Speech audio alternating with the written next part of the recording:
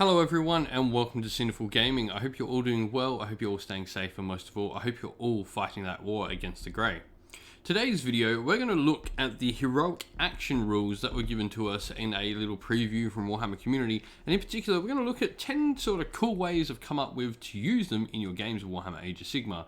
Now, I will say this will be probably a little bit biased. It will be armies that I'm familiar with using them, that I've looked up, sort of gone, oh, this would be a cool thing to do in a battle.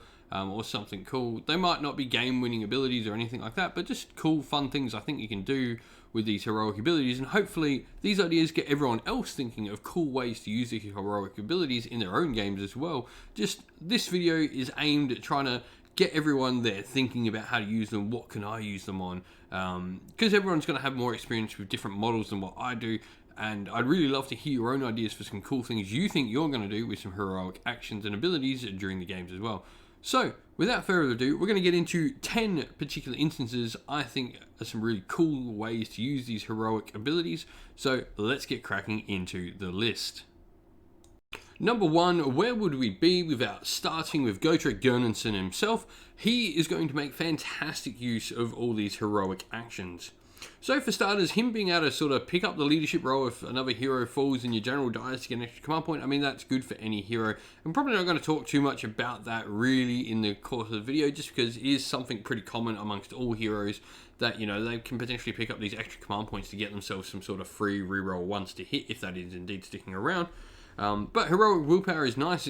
Blocking Gotrek in with endless spells is a certain strategy you might encounter if you're playing someone that has endless spells on the other side of the table. They can use them to sort of block his path. He is relatively slow.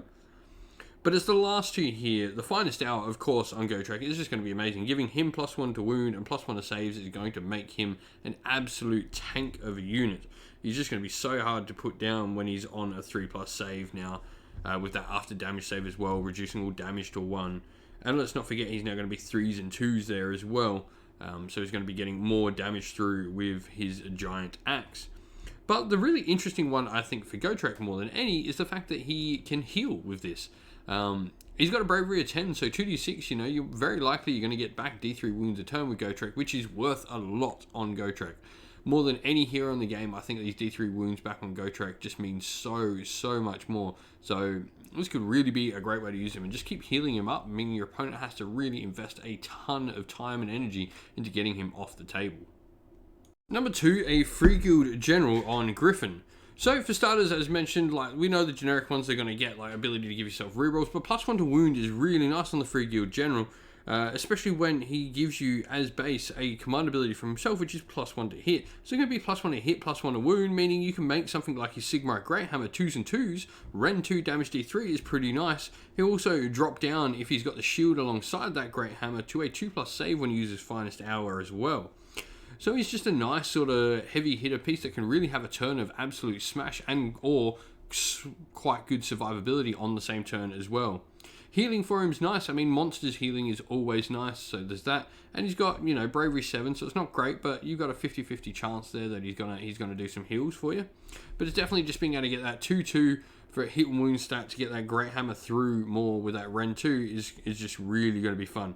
Not to mention, like, the Razor Sharp Beak thing drops down to 2s and 2s as well, and the Claws drop to 3 and 2s. It can be really nice just to have him self-buffing himself, just go in and smash something. Number 3, Mega Boss on Maw Crusher. This is pretty much a similar sort of thing to the Free Guild General on Griffin. He's going to be able to drop himself down to 2s and 2s and +1 save, meaning he's going to be on that all-good 2-up save. He's just going to be an absolute unstoppable beast for a turn. The ability to give him reroll 1s to his saves or hits is really nice as well, whether you need him to do more damage or need him to survive more. Be a really great piece that you can just get in there and smash. Once again, the abilities that, like all the others, are just cool. Healing on him, he's a monster, is great. The ability to dispel and the ability to get some extra command points, which is really cool, meaning you can call more wars and stuff like that. Or potentially get those reroll 1s to hit or saves on him if you really need to survive, is nice. You can set this up well, and that's what I like about these heroic actions. You can use one to get yourself like that extra command point from a hero to get you ready for those like heroic interventions, those finest hour times where they're going to be wanting the reroll 1s to hit or to save to make sure they get the most out of those pluses they're going to be getting from the bonus of the finest hour rule. Number 4, the Knight in Cantor. Now this one might seem weird, but I think there's a cool little play here. So with the Knight in Cantor, you can certainly do something fun and interesting, I think. So for starters, the finest hour is the one we're going to be looking at here. Of course, they can get the +1 to save, which is going to be nice, dropping them to a 2+. But you could also have them summon up the Dias Arcanum Endless Spell, the little sort of teleporty hover disc that the Stormcast Eternals have as one of their endless spells, and make them a 1+ save. Yes, 1+ saves still fail on a 1, but this does mean that Ren 2 is now going to be what you need, and this is where it's quite cool. You can fly around with this model on the Dias Arcanum with their little save of pretty much immunity to Ren 1, and just have them pin units in the corner and just keep them there and hold them there for probably a couple of turns, even when you got the 2 up.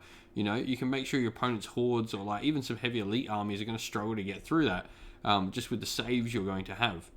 Now, what's also cool to mention about the Knight in Cantor as well is the extra free Unbind or Dispel is really nice. If you can get a free Unbind of an endless spell and then use your once per game sort of ability to stop it being summoned back out, it's really quite cool.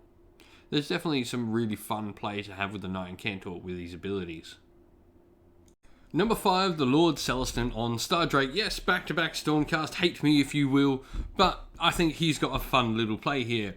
So for one turn, he could be a Mortal Wound splashback machine potentially. If you just charge him into a unit that's got a ton of attacks going to be thrown at him, you're bound to roll some 1s on those saves. Now, using your big, I guess the Time to Shine ability that you have for them, the Finest Hour ability, you could give him a 2+ save, and then every time a Lord Celestine rerolls a save roll of 1 and makes it successful, it actually hits back a mortal wound. So it could be like a really fun way to splash back some mortal wounds at your enemies, going in with that 2+ save.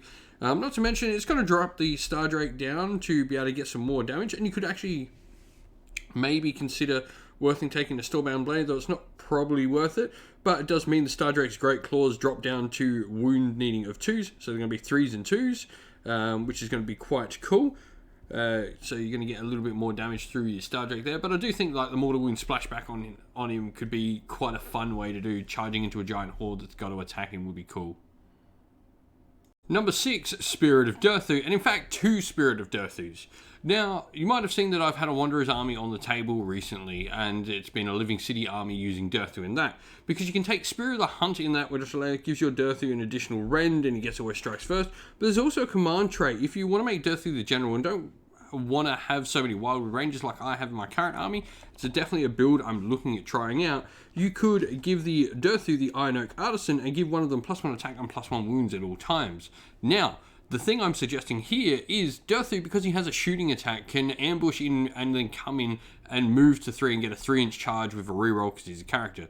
Now, the other thing you could do is you could bring in a double Durthu here and have both of them go in with +1 to wound, +1 save for a turn. It could be an absolute smash of a unit and a combo. Just to charge in these 2 Durthus, they're going to get in. Make sure you've got the command point sort of banked. You've got to figure out how we can work that.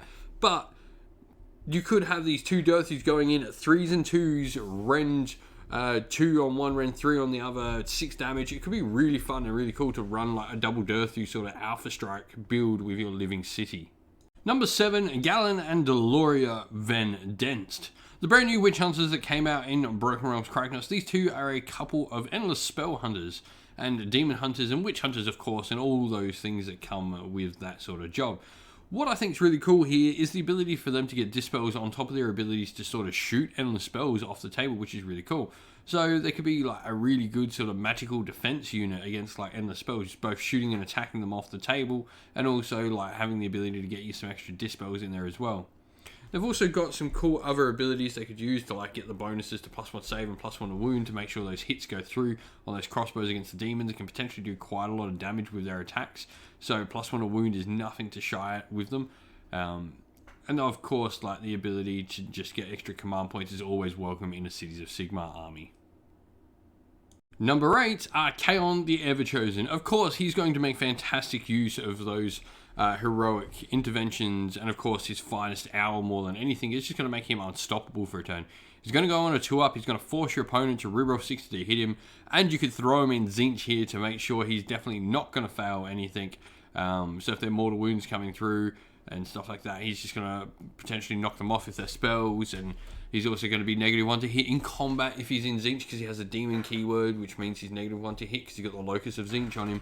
So it could be a really great sort of just piece that's not going to move for a turn. Your opponent's going to have to throw so much at him to get rid of him for a turn if he uses that Finest Hour. Number 9, the Frostlord on Stonehorn. He's an absolute tank. He's got a 3-up save, a 5-up mortal wound strike, so he's just a tank of a unit already. But that Finest Hour is just going to make him just amazing for a turn. Like Archaon, he's just got all these things going for him defensively already, that putting a +1 save and +1 a wound as well, because let's not forget, he's going to be doing a ton of damage because of that +1 a wound now as well. Just more damage going through from an already high damage output model is great. I think he gets a lot out of the Finest Hour. He's also got the ability to generate command points, which is cool. He's got the ability to give himself reroll 1s. There are reroll 1s of save or hits, whichever variation he chooses. And let's not forget, like, ogres generally are pretty magic light, so the ability to maybe turn off some spells is really good on any of the ogre big monster heroes, really. It can come in quite handy to just be able to do a dispel or an unbind. Because, once again, the ogres, they're beasts, they don't fly, so endless spells can be a bit of a pain blocking your path. So being able to sort of get rid of them by using your heroic abilities is really cool.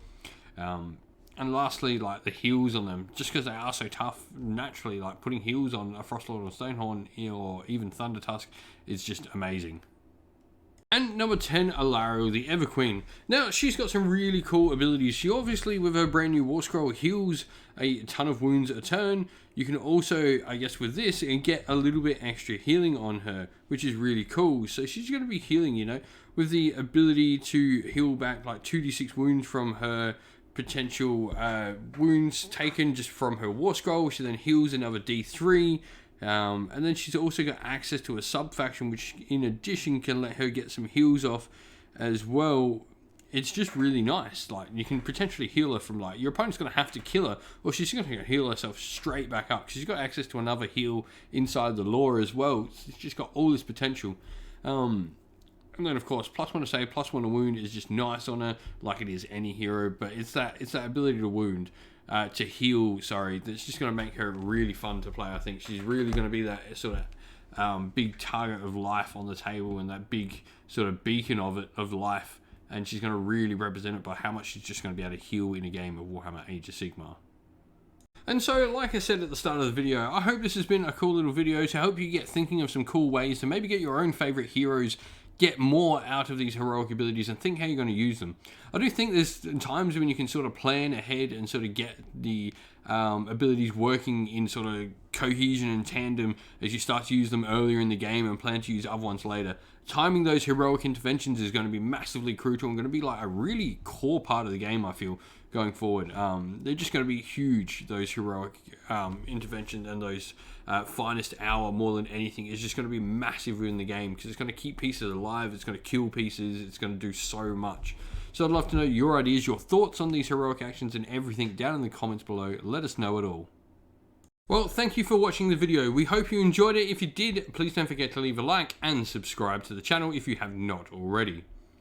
Also, while you're at it, if you'd like to come chat more with me and other members of our fine community, you can do so by joining our Discord server, which is linked in the description of the video.